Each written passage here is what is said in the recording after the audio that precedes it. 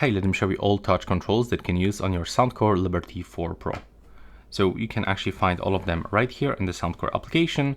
They are the same for the left and the right one. First of all, we got single press, and right here we can set play and pause, volume up and down, and change songs. We can also turn them off.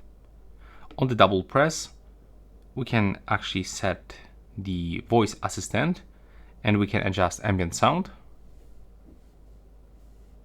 For triple press, it actually looks the same like for the double press. On the long press, looks exactly the same like on the double and triple press.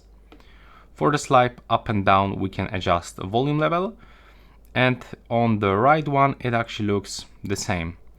Right here you can also find some additional one, like for example you can single press for the phone call so we can pick it up, or the long press so we can hang up or reject phone call.